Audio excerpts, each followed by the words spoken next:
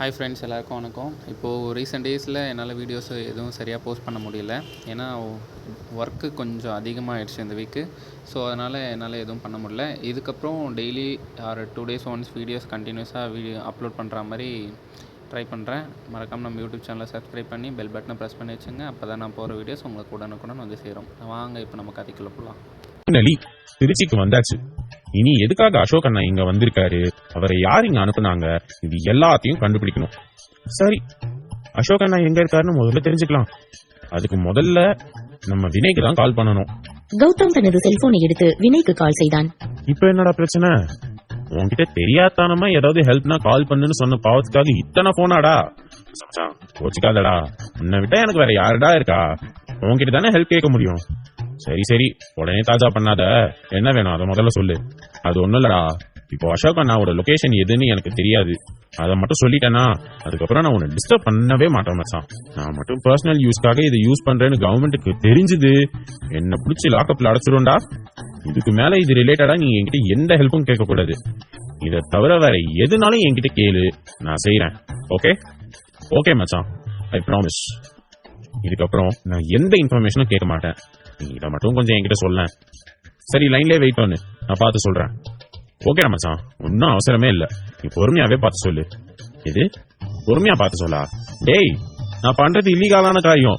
இதை மட்டும் எவனாவது பார்த்தான்னு வச்சுக்க, எனக்கு வேலைக்கு மட்டும் ஆப் இல்லடா, என்னோட கரியருக்கே ஆப் ஆயிடும். இப்ப அசோக் அண்ணா திருச்சி ஸ்ரீரங்கத்துல இருக்காரு, மெயின் சிட்டியில இருக்காரு. உங்க கம்பெனில தாண்டா அவரோட லொகேஷன் காட்டுது.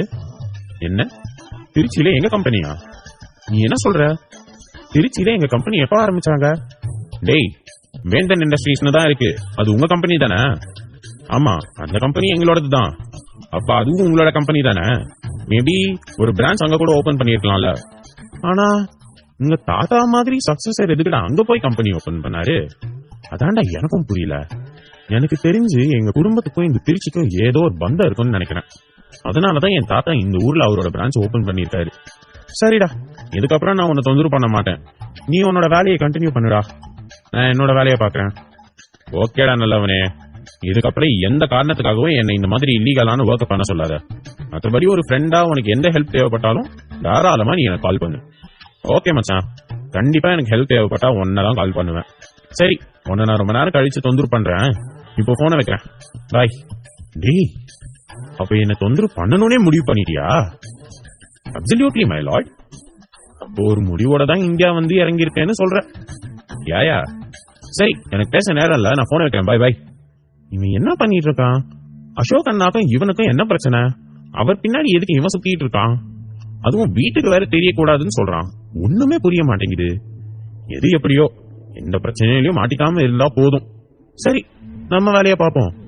சித்தார்த் அண்ணா, உங்களுக்கு பின்னாலே இருக்கிற ரகசியம் நான் என்னன்னு கண்டிப்பா தெரிஞ்சுப்பேன். அசோக் அண்ணா, நீங்க இதுக்கப்புறம் என்கிட்ட இருந்து தப்பிச்சு போகவே முடியாது. கௌதம் ரயில்வே ஸ்டேஷனில் இருந்து ஒரு டாக்ஸியை பிடித்து அசோக் தங்கி இருந்த ஆபீஸ் பில்டிங்கிற்கு அருகில் இருக்கும் ஒரு ஹோட்டலில் தங்கினான். காலையில 5 மணில இருந்து உட்காந்துட்டு இருக்கேன், மணி 8 ஆச்சு. இன்னும் இந்த அசோக் அண்ணா வெளியே வர காணோம். ஒருவேளை அதுக்கு முன்னாடியே கிளம்பி போயிட்டாரா? இல்ல, கண்டிப்பா அதுக்கு வாய்ப்பே இல்ல. ஆனா இவ்வளவு நேரம் வெளியில வராம என்ன பண்றாரு? இவர் எதுக்கு ஆபீஸ்ல தங்கி இருக்காரு? ஒருவேளை சித்தார்த் அண்ணா ஆபீஸ் விஷயமா தான் இவர் இங்க அனுப்பி வச்சிருப்பாரோ? கௌதம் அசோக்கை பற்றி பேசிக் கொண்டிருக்கும் பொழுது அசோக் அவனது ஆபீஸ் பில்டிங்கில் இருந்து வெளியில் வந்தான். ஃபைனலா அசோக் அண்ணா வெளியே வந்துட்டாரு, காரையும் எடுத்துட்டாரு. இனி இந்த காரை ஃபாலோ பண்ணா அவர் எங்க போறாரு, யாரை மீட் பண்றாருன்னு தெரிஞ்சு போயிடும். போய் அவரோட காரை பிடிச்சிடுறா கௌதம். கௌதம் வேகமாக அந்த அறையில் இருந்து கிளம்பி ஏற்கனவே அவன் அரேஞ்ச் செய்து வைத்திருந்த காரை எடுத்துக்கொண்டு அசோக்கை பின்தொடர்ந்தான். இந்த சித்தார்த் வேற போன் எடுக்க மாட்டேங்கிறான். இந்நேரம் வரைக்குமா தூங்கிட்டு இருக்கான்? என்னோட தூக்கத்தை கெடுத்துட்டு அவன் நல்லா தூங்கிட்டு இருக்கான் போல. அசோக் சித்தார்த்தை திட்டிக் கொண்டே சிவன்யாவின் அபார்ட்மெண்டிற்கு சென்றான். அசோக் அண்ணா எதுக்கு இந்த அபார்ட்மெண்ட்டுக்கு போறாரு? ஒருவேளை இங்க இருக்கிற யாரையாவது தான் அண்ணா பார்க்க வந்திருக்காரா? இங்க யாரு இருக்கா? கௌதம் தூரத்தில் தனது காரை நிறுத்திவிட்டு அசோக் உள்ளே யாரை பார்க்க போகிறான் என்று காருக்குள் உட்கார்ந்து பார்த்துக் கொண்டிருந்தான். மம்மி, இன்னும் ஏன் அசோக் அங்கிள் வரல? ஒருவேளை அசோக் அங்கிள் வரமாட்டாரா? இன்னைக்கு என்ன அவர் ஸ்கூலுக்கு கூட்டிட்டு போக மாட்டாரா? தீச்சி குட்டி, அசோக் அங்கிள் ப்ராமிஸ் பண்ணிருக்காருல, அப்படின்னா கண்டிப்பா அவரு உன்னை பார்க்க வருவாரு. எப்பதான் வருவாரு? என்னோட ஸ்கூல் பஸ் கூட போயிடுச்சு, எல்லாரும் போயிட்டாங்க, நான் மட்டும் தான் நின்னுட்டு இருக்கேன். ஒருவேளை அங்கிள் வரலைனா நான் என்ன மம்மி பண்றது? இன்னைக்கு மட்டும் அசோக் அங்கிள் வரலைனா இனி நான் அவர்கிட்ட பேசவே மாட்டேன். தீச்சி, அப்படி எல்லாம் சொல்லக்கூடாது. உனக்காக நேத்தி அசோக் அங்கிள் எவ்வளவு டெடிஸ் வாங்கிட்டு வந்தாரு. அப்புறம் உன் கூட எவ்வளவு நேரம் விளையாடினாரு. நீ அங்கிள அந்த மாதிரி எல்லாம் சொல்லலாமா? அவர் அப்படி சொல்லக்கூடாதுதான். பட் அவர் ப்ராமிஸ் பண்ணா அதை காப்பாத்தணும்ல. ஆனா அவர் வரலையே. தீச்சி அப்படி சொல்லிக் கொண்டிருக்கும் பொழுது அசோக்கின் கார் தீச்சி அருகில் சென்று நின்றது. ஹை ஜாலி ஜாலி, அசோக் அங்கிளோட கார் வந்துடுச்சு. அசோக் அங்கிள் வந்துட்டாரு. ஹாய் தீக்ஷி குட்டி, குட் மார்னிங். என்ன அங்கிள் பண்ண ப்ராமிஸ காப்பாத்த மாட்டேன்னு நினைச்சியா? Happy morning uncle. நிஜமா நீங்க வரமாட்டீங்களோன்னு நான் பயந்தே போயிட்டேன். ஆனா இப்பதான் ரொம்ப ஹாப்பியா இருக்கேன். அசோக் காரில் இருந்து இறங்கியதையும் தீச்சி அவனிடம் பேசியதையும் கௌதம் ஆச்சரியத்துடன் பார்த்தான். இந்த குழந்தைய அன்னைக்கு ஹாஸ்பிட்டல்ல நான் பார்த்தனே, அந்த குழந்தை தானே இந்த குழந்தை. இந்த குழந்தை என்னோட சித்தார்த்தனா மாதிரி இருக்கு. அப்படின்னா நான் நினைச்சது சரிதானா? அது என்னோட அண்ணாவோட குழந்தையா? அவருக்கு தான் கல்யாணமே ஆகலையே. இந்த பொண்ணு யாரா இருக்கும்? இது என் அண்ணனோட குழந்தையா? இது எங்க வீட்டு குட்டி வாரிசா? ஆனா அண்ணனுக்கு எப்போ கல்யாணம் ஆச்சு? அண்ணா இது வரைக்கும் எந்த பொண்ணையும் லவ் பண்ணதா கூட நான் கேள்விப்படலையே. எப்படி இந்த குழந்தை வந்துச்சு? கௌதம் தீட்சியை பார்த்து தனக்குள்ளேயே பேசிக் கொண்டிருந்த நேரம் தீட்சியின் ஸ்கூல் பேக்கை சிவன்யா அசோக்கிடம் கொடுத்தாள். அப்பொழுதுதான் கௌதம் சிவன்யாவை பார்த்தான். இவங்க அன்னைக்கு ஹாஸ்பிட்டல்ல அந்த குழந்தையோட இருந்தவங்க தானே? ஓ மை காட், அப்படின்னா இவங்க தான் என் அண்ணாவோட ஒய்ஃபா? இவங்க தான் என்னோட அண்ணியா? ஆனா அண்ணா எதுக்கு கல்யாணம் ஆகாத மாதிரி காட்டிக்கணும்? அவர் ஏன் குடும்பத்துல யாருக்குமே தெரியாம அவரோட ஃபேமிலியை எங்க வச்சிருக்கணும்? சிவன்யாவிடம் இருந்து தீட்சியின் ஸ்கூல் பேக்கை வாங்கிய அசோக் தீட்சியை காரில் ஏற்றிக்கொண்டு அங்கிருந்து கிளம்பினான். தீட்சி குட்டி, இப்ப நம்ம ஸ்கூலுக்கு போலாமா? ஓகே அங்கிள், போலாமா? அங்கிள் ரொம்ப ஃபாஸ்டா போங்க. ஓகே தீட்சி குட்டி, ஃபாஸ்டா கார் டிரைவ் பண்ண கூடாது. அத உன்னோட அப்பா உனக்கு சொல்லி கொடுத்திருக்காரு தானே? ஆமால, அத நான் மறந்தே போயிட்டேன். சரி, கொஞ்சம் ஸ்லோவாவே போங்க. Very good. என்னோட தீட்சி குட்டி எப்பவுமே பிரில்லியண்டான பொண்ணு. எது சொன்னாலும் புரிஞ்சுப்பா. என்னடா? அசோக் தீட்சியுடன் பேசிக்கொண்டே ஒரு வழியாக தீட்சி படிக்கும் ஸ்கூலிற்கு வந்து சேர்ந்தான். தீட்சி குட்டி, ஃபைனலா உங்க ஸ்கூல் வந்துடுச்சு. இப்ப நீங்க உள்ள போறீங்களா? அதுக்குள்ள ஸ்கூல் வந்துருச்சா? சரி, நான் ஈவினிங் உங்களுக்காக வெயிட் பண்ணுவேன். நீங்க என்ன கூப்பிட வருவீங்க தானே? நாம இன்னைக்கு பார்க்குக்கு போறோம் தானே? அம்மாடா குட்டிமா, நாம இன்னைக்கு பார்க்குக்கு கண்டிப்பா போறோம். ப்ராமிஸ்? பக்கா ப்ராமிஸ். அசோக் அப்படி சொன்னதும் தீட்சி சிரித்துக் கொண்டே அவனது கன்னத்தில் முத்தம் வைத்தாள். பதிலுக்கு அசோக்கும் சிரித்துக் கொண்டே அந்த பிஞ்சு குழந்தையின் நெற்றியில் முத்தமிட அவளும் சிரித்துக் கொண்டே தனது பேக்கை எடுத்துக்கொண்டு பட்டாம்பூச்சியை சிறகடித்து ஸ்கூலுக்குள் சென்றாள். அச்சோ கியூட். என் செல்லக்குட்டி இப்பவே பார்த்து தூக்கணும் போல இருக்கே. இப்ப போய் நான் அவ முன்னால நின்னா அவ கண்டிப்பா பயந்துருவா. ஆனாலும் எனக்கு அவ பக்கத்துல போய் அவளை தூக்கி கொஞ்சணும் போல இருக்கு. அப்படியே என்னோட சித்தார்த்த அண்ணா மாதிரியே இருக்கா. எதுக்குன்னா உங்களோட அழகான குடும்பத்தை என்கிட்ட இருந்து மறைச்சு வச்சிருக்கீங்க. எவ்வளவு செல்லமா மகாராணியா வளர வேண்டிய எங்க செல்லத்தை இப்படி தனியா வளர்க்குறீங்க. அசோக் தனது காரை எடுத்துக்கொண்டு அங்கிருந்து செல்ல கௌதம் வேகமாக மறைந்து கொண்டான். எப்படியும் இன்னொரு முறை அவளை பார்க்க வேண்டும் என்று ஏங்கியவன் அன்று முழுவதும் அங்கேயே நின்றான். எப்படியோ அங்கிருந்த வாட்ச்மேனிடம் பேசி ஸ்கூல் என்ட்ரன்ஸுக்குள் நுழைந்தான். அந்த பள்ளியில் உள்ள அனைத்து குழந்தைகளும் தங்களது லஞ்சை முடித்துவிட்டு ஓடியாடி விளையாடிக் கொண்டிருக்க தீட்சியும் அங்கு விளையாடிக் கொண்டிருந்தாள். டே அர்ணவ், உனக்கு தெரியுமா இன்னைக்கு நான் ஸ்கூலுக்கு கார்ல வந்தேனே? ஆமா, நானும் பார்த்தேன். நீ இன்னைக்கு ஸ்கூலுக்கு கார்ல தானே வந்த. ஆனா அது உங்க டாடி மாதிரி இல்லையே. உங்க டாடி வேற மாதிரி தானே இருப்பாரு. ஆமா, அது என்னோட டாடி இல்ல, அது என் டாடியோட ஃப்ரெண்ட் அசோக் அங்கிள். அப்போ உன்னோட டாடி இன்னும் ஊருக்கு போனவர் வரலையா? என்னோட டாடிக்கு இன்னும் நிறைய வேலை இருக்கான். அதெல்லாம் முடிச்சிட்டு தான் வருவாராம். அதனாலதான் என் டாடி அசோக் அங்கிள அனுப்பிச்சு வச்சிருக்காரு. என்னோட டாடிக்கும் தான் நிறைய வேலை இருக்கு. ஆனா டெய்லி என்னோட டாடி நைட்டு வீட்டுக்கு வந்துருவாரு. டெய்லி அவர் தான் என்ன ஸ்கூலுக்கு கொண்டு வந்து விடுறாரு. அப்புறம் எதுக்கு உன்னோட டாடி மட்டும் வர மாட்டேங்கிறாரு தீக்ஷி? என்னோட டாடி பெரிய ஆள் தெரியுமா? அவரு சூப்பர்மேன் மாதிரி. அவருக்கு நிறைய வேலை இருக்கும். உன்னோட டாடி அப்படியா? அதனாலதான் அவரு டெய்லி வீட்டுக்கு வராரு. என்னோட டாடியும் பெரிய சூப்பர்மேன் தான். டெய்லி அவரை பாக்குறதுக்கு எங்க வீட்டுக்கு எத்தனை பேர் வருவாங்க தெரியுமா? அவருக்கு எவ்வளவு ஃப்ரெண்ட்ஸ் இருக்காங்கன்னு தெரியுமா? உன்னோட டாடி சும்மா சொல்றாரு. அவருக்கு ஒண்ணு பிடிக்காது, அதனாலதான் அவர் உன் கூட இல்லாம ஊருக்கு போயிடுறாரு. அப்படி எல்லாம் எதுவும் இல்ல. என்னோட டாடிக்கு என்ன ரொம்ப பிடிக்கும். உண்மையிலேயே அவருக்கு வேலை இருக்கு, அதனாலதான் அவர் வரல. போச்சு, உன்னோட டாடி ஏமாத்துறாரு. அது உனக்கு தெரியல. இங்க பாரு, நம்ம கிளாஸ்ல இருக்க எல்லா ஃப்ரெண்ட்ஸ் கிட்டயும் கேளு. அவங்க எல்லாரோட டாடியும் அவங்க கூட தான் இருக்காங்க. உன்னோட டாடி மட்டும் தான் உன் கூட இல்ல. அப்படின்னா என்ன அர்த்தம்? அவருக்கு உன் மேல பாசம் இல்லைன்னு தான் அர்த்தம். இல்ல நீ சும்மா சொல்ற. என்னோட டாடிக்கு என் மேல நிறைய பாசம் இருக்கு. அதனால தான் அசோக் அங்கிள் கிட்ட நிறைய டெடிஸ் எல்லாம் வாங்கி கொடுத்தாரு. உனக்கு தெரியுமா? இல்ல டேய் தீபக், உன்னோட டாடி உங்க வீட்டுல தானே இருக்காரு? ஆமா, என்னோட டாடி எங்க வீட்டுல தான் இருக்காரு.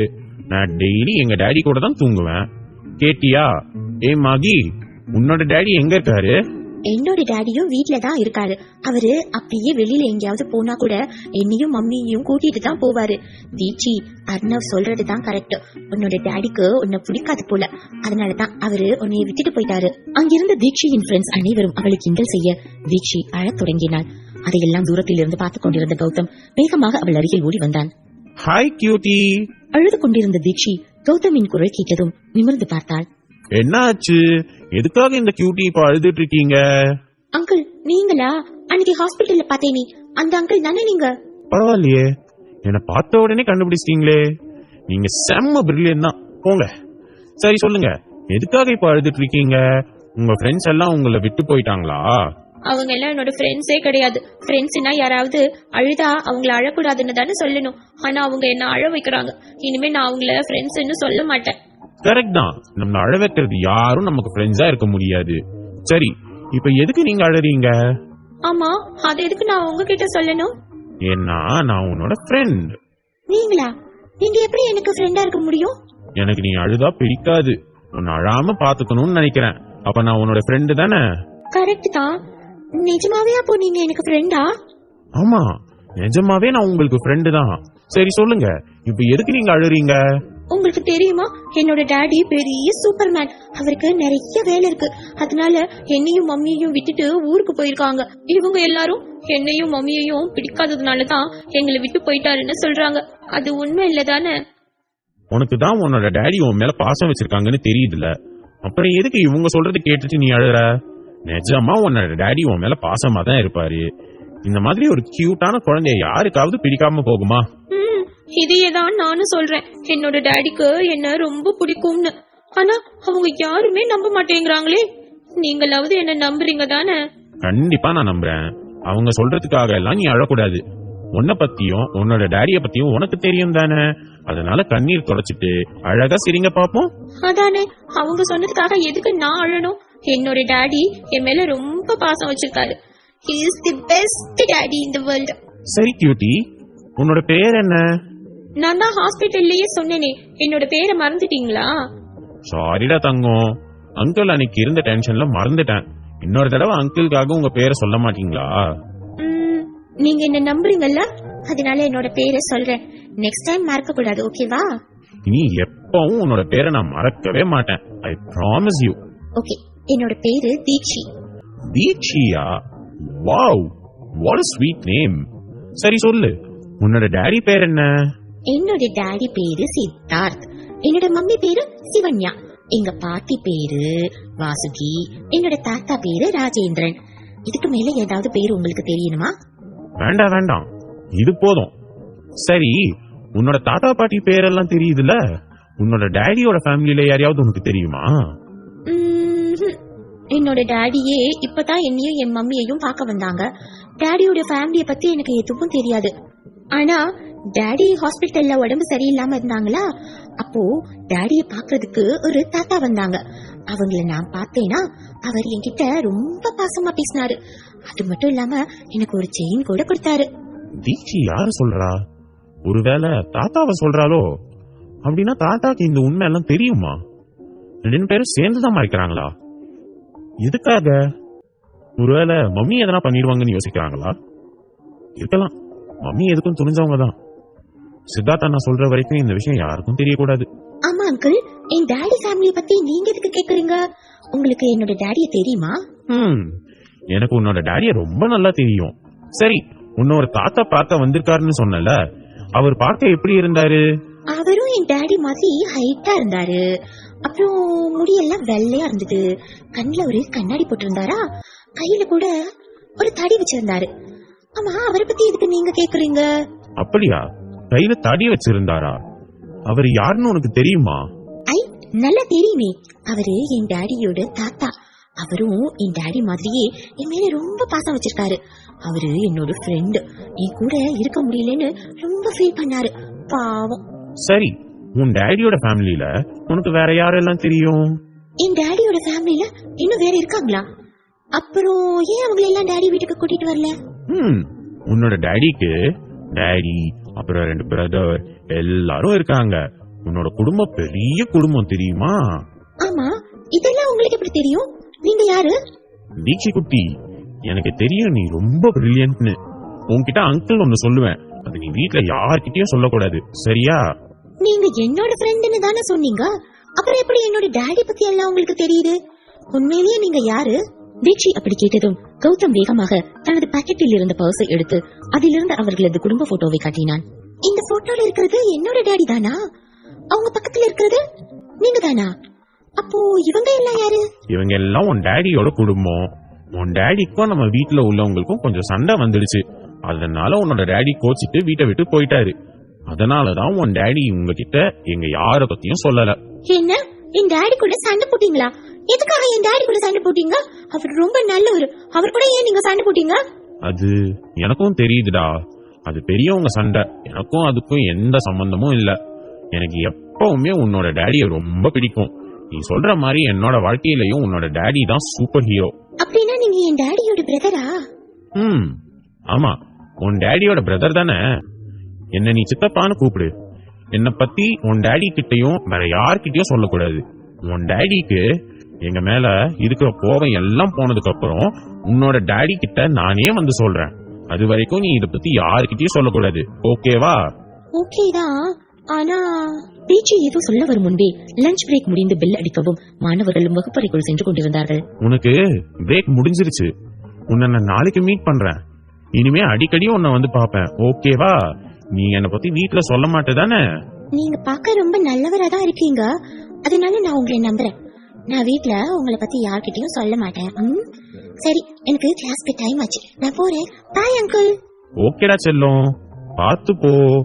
அப்புறம் என்ன அங்கிள்னு கூப்பிடாத, சித்தப்பான்னு கூப்பிடு, ஓகேவா? ஓகே சித்தப்பா, பாய். தீக்ஷி குட்டி, நீ எங்க குடும்பத்தோட பொக்கிஷம். உன்னை சித்தப்பா பத்திரமா பாத்துப்பேன். உனக்கு எதுவும் ஆக விட மாட்டேன். இந்த சித்தப்பா உனக்கு பண்ற சத்தியம். கௌதம் தீக்ஷி மறையும் வரை அங்கேயே நின்று பார்த்துக் கொண்டிருந்தான். அவனை தூரத்திலிருந்து பார்த்த தீக்ஷியின் கிளாஸ் மேம் அவன் அருகில் வந்தாள். ஹலோ மிஸ்டர், நீங்க யாரு? எப்படி உள்ள வந்தீங்க? இங்க நின்று என்ன பண்ணிட்டு இருக்கீங்க? அந்த பெண்ணின் குரல் கேட்டதும் திரும்பி பார்த்த கௌதம் அவளது அழகை பார்த்து அப்படியே மெய்மறந்து நின்றான். ஹலோ சார், உங்ககிட்ட தான் பேசிட்டு இருக்கேன், காதுல விழுதா இல்லையா? நீங்க யாரு? எப்படி உள்ள வந்தீங்க? பேரண்ட்ஸா இருந்தாலும் பெர்மிஷன் கேட்டுதான் உள்ள வரணும். உங்களுக்கு தெரியுமா தெரியாதா? சாரிங்க, நான் வாட்ச்மேன் கிட்ட சொல்லி தான் வந்தேன். இங்க பாருங்க, ஸ்டூடெண்ட்ஸ பாக்கணும்னா பிரின்சிபல்ல பாக்கணும், அப்படி இல்லைன்னா அட்லீஸ்ட் கிளாஸ் மேமையாவது பாக்கணும். இப்படி நீங்களா வந்து குழந்தைங்க கிட்ட பேசுறது தப்பு. நீங்க யாருன்னு என்னன்னு தெரியாம எப்படி நாங்க அலோ பண்றது? நாளைக்கு குழந்தைக்கு ஏதாவது ஆபத்துனா பேரண்ட்ஸ் எங்க கிட்ட தானே கேள்வி கேட்பாங்க. சாரிங்க, நெக்ஸ்ட் டைம் உங்ககிட்ட பெர்மிஷன் கேட்டுட்டு பாக்குறேன். நெக்ஸ்ட் டைம் வர வருவீங்களா? ஹலோ மிஸ்டர், நீங்க என்ன நினைச்சிட்டு இருக்கீங்க? இது வரைக்கும் எதுவும் நினைக்கல, ஆனா இன்னில இருந்து உங்களை நினைக்கலான்னு முடிவு பண்ணிட்டேன். வாட்? என்னங்க, நான் சொன்னது உங்களுக்கு புரியலையா? இன்னில இருந்து நான் உங்களை தான் நினைக்க போறேன்னு சொன்னேன். Are you mad? யார் நீ? பைத்தியம் மாதிரி பேசிட்டு இருக்க? ஆமாங்க, பைத்தியம் ஆயிட்டேன் உங்களை பார்த்ததுல இருந்து. சரி, எனக்கு டைம் ஆச்சு, நான் கிளம்புறேன். நாளைக்கு மீட் பண்ணலாங்க. Love you. கௌதம் அவளை பார்த்து சிரித்துக் கொண்டே அங்கிருந்து வெளியேறினான். இவன் என்ன பைத்தியமா? இவன் பாட்டுக்கு ஏதேதோ உளறிட்டு போறான். இந்த மாதிரி பைத்தியங்கள் எல்லாம் ஏன் தான் கேம்பஸ்குள்ள விடுறாங்களோ தெரியல. தீக்ஷியின் கிளாஸ் மேம் கௌதமை திட்டிக் கொண்டே கிளாஸ் ரூமிற்குள் சென்றார். சென்னை. சித்தார்த்தனா, உங்ககிட்ட கொஞ்சம் பேசணும், உள்ள வரலாமா? வா. என்கிட்ட என்ன பேசணும்? அண்ணா, நீங்க கொடுத்த செக்க பணமா மாத்திட்டேன். அதை நம்ம கம்பெனி ஃபண்ட்ஸ்லயும் போட்டாச்சு. நாம இன்னும் அக்ரிமெண்ட் சைன் பண்ணல. இன்னைக்கு நீங்க ஆபீஸ்க்கு வந்தீங்கன்னா அப்படியே அக்ரிமெண்ட் சைன் பண்ணிடலாம். கண்டிப்பா, அதுக்காக நான் ஆபீஸ் வந்தே தான் ஆகணுமா? என்னன்னா இவ்வளவு பெரிய அமௌண்ட் கொடுத்துட்டு கண்டிப்பா வரணுமான்னு கேக்குறீங்க. கண்டிப்பா நீங்க வந்துதான் ஆகணும்னா. ஏன்னா இப்போதைக்கு நம்ம கம்பெனியில இருக்க பெரிய இன்வெஸ்டரே நீங்க தான். அக்ரிமெண்ட் சைன் பண்ணிட்டு அப்படியே அங்க இருக்க எல்லாருக்கும் உங்களை இன்ட்ரடியூஸ் பண்ணணும்னு ஆசைப்படுறேன். நான் கம்பெனிக்கு வந்தா உனக்கு பிடிக்காதுன்னு நினைச்சேன், இப்ப நீயே கூப்பிடுறியா? அதான் எனக்கு கொஞ்சம் ஹாப்பியா இருக்கு. சரி, ஓகே, நான் வரேன். ஓகே அண்ணா, தேங்க்யூ. நான் போய் தாத்தா கிட்ட இதை பத்தி சொல்லிட்டு அப்படியே இன்னைக்கு நடக்க போற போர்ட் மீட்டிங்க்கு தாத்தாவையும் வர சொல்லணும். நான் உங்க ஆபீஸ்ல மீட் பண்றேனா? பாய். ஓகே. சித்தார்த்திடம் பேசிவிட்டு கௌஷிக் ரகுராமின் அறைக்கு சென்றான். தாத்தா, ஃப்ரீயா இருக்கீங்களா? நான் உங்ககிட்ட கொஞ்சம் பேசணும். சொல்லு, என்ன பேசணும்? தாத்தா, இன்னைக்கு சித்தார்த்தா நான் ஆபீஸ்க்கு வர சொல்லியிருக்கேன். அபிஷியலா அவர் கொடுத்த ஃபண்டுக்கும் நம்ம கான்ட்ராக்ட் போடணும்ல, அதுக்காக நம்மளோட பழைய இன்வெஸ்டர்ஸையும் வர சொல்லி ஒரு போர்ட் மீட்டிங் அரேஞ்ச் பண்ணியிருக்கேன். இந்த கம்பெனியோட ஓனரா நீங்களும் அங்க வரணும் தாத்தா. உங்களால அங்க வர முடியுமா? காலையில தானே? என்னோட பேரனுக்காக நான் வரதான் வேணும். நானும் கம்பெனிக்கு வந்து ரொம்ப நாள் ஆச்சு. சரி வரேன். மீட்டிங் எத்தனை மணிக்கு ஸ்டார்ட் ஆகுது? 10 மணிக்கு ஸ்டார்ட் ஆகுது தாத்தா. இப்பதான் சித்தார்த் அண்ணா கிட்ட சொல்லிட்டு வந்தேன். நீங்களும் அண்ணா கூட வந்துருங்க. நான் போய் இதுக்கான ஏற்பாடெல்லாம் கரெக்டா போயிட்டு இருக்கான்னு பார்க்கணும். அதனால ஆபீஸ்க்கு நான் முன்னாடி போயிடுறேன். நீங்க ஷார்ப்பா வந்துருங்க. ஓகே சீக்கிரம் கிளம்பி போய் வேலையை பாரு. ஓகே தாத்தா. ரகுராமின் அறையில் இருந்து வெளியே வந்த கௌஷிக் கோபத்தில் கைகளை மூடிக்கொண்டு அங்கிருந்த சுவற்றில் குத்தினான். தாத்தாவும் பேரனே என்ன வேலைக்கார மாதிரி ட்ரீட் பண்றீங்களா? இருக்கட்டும். இன்னும் எத்தனை நாளைக்கு உங்களோட ஆட்டோ நீடிக்குதுன்னு நானும் பாக்குறேன். முதல்ல நான் நினைச்ச கம்பெனியோட டைப் பண்ணிக்கிறேன். அதுக்கப்புறம் இருக்கும் உங்களுக்கு. கௌசிக் சொன்னது போலவே அவன் முன்னால் சென்று ஆபீஸில் இருக்க சித்தார்த்தும் ரகுராமும் பின்னால் காரில் சென்றார்கள். என்ன சித்தார்த், அந்த கௌஷிக் ரொம்ப நல்லவ மாதிரி பேசிட்டு போறான். இந்த உலகத்துல வில்லனா இருக்கிற எவனும் நான் தான் வில்லன்னு வெளியில சொல்லிக்கிறதே இல்ல தாத்தா. புலி பதுங்குதுன்னா பாயறதுக்கு தான். அதே மாதிரி தான் இவன் நம்ம கிட்ட பவ்யமா பேசுறான்னா அதுக்கு பின்னாலேயே ஏதோ காரணம் இருக்கும். போகட்டும், இன்னும் கொஞ்ச நாள் போகட்டும். அதுக்கப்புறம் இந்த சித்தார்த் யாருன்னு உங்களுக்கு தெரிய வரும். சித்தார்த் அண்ணா, இன்னைக்கு உன் கூட ஆபீஸ்க்கு போறதை நினைக்கும் போதே எனக்கு ரொம்ப சந்தோஷமா இருக்குடா. இது என் கனவு தெரியுமா? உன் கூட நான் ஆபீஸ்க்கு போகணும்னு. நீதான் என் பேரன், அடுத்து என்னோட கம்பெனியை நீதான் எடுத்துட்டு போக போறேன்னு எல்லாருக்கும் முன்னால பெருமையா சொல்றதுக்கு எவ்வளவு ஆசையா இருக்கு தெரியுமா? தாத்தா, நீங்க கவலைப்படாதீங்க. நீங்க என்ன ஆசைப்பட்டீங்களோ அது கண்டிப்பா நடக்கும். அன்னைக்கு தெரியும் அவங்களுக்கு நம்ம யாருன்னு. சித்தார்த்தும் ரகுராமும் பேசிக்கொண்டே செல்ல ஒரு வழியாக ஆபீஸ் வந்தது. கம்பெனியின் சேர்மன் வருகிறார் என்பதால் அந்த ஆபீஸை மிகவும் பரபரப்பாக சுழன்று கொண்டிருந்தது. அவரை வரவேற்பதற்காக முக்கியமான ஊழியர்கள் கையில் பூங்கொத்துடன் இருந்தார்கள்.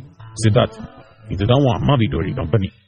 இதை உருவாக்குறதுக்கு உன் அம்மா வீட்டு வழியில உள்ளவங்க எவ்வளவு கஷ்டப்பட்டிருக்காங்க தெரியுமா?